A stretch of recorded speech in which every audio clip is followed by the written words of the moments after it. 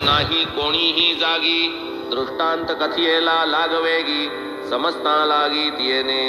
पती तियेचा तेच शहरी, तेथील टपाल खात्याचा अधिकारी. पुढे अकोल्यास बदलल्यावरी, केली तयारी शिर्डीची. दंपत्य होते मोठे भाविक, जाहले साई दर्शन कामुक. वाटले दृष्टांताचे कौतुक, माया अलौकिक साईंची. पुढे सोयीचा पाहुनी दिन, निघाली दोघे शिर्डी लक्षून. मार्गात गोमती तीर्थ वंदून, शिर्डी लागून पातली. प्रेमे घेऊन बाबांचे दर्शन, करून या भावे पूजन. नित्य बाबांचे चरण सेवून, सुख संपन्न जाहली. ऐसे ते दंपत्य आनंद मने, राहिले शिर्डीत 2 महिने. बाबाही तुष्टले खिचडी भोजने, भावभक्तीने तयांच्या. खिचडी नैवेद्य समर्पणार्थ, दंपत्य आले शिर्डी प्रत.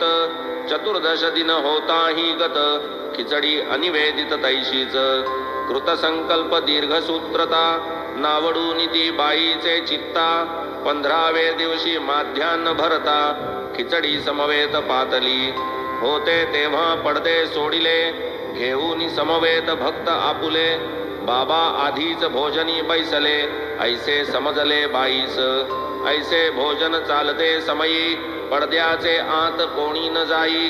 परी त्या बाईस जाहली घाई, खाली न राही ती उगली.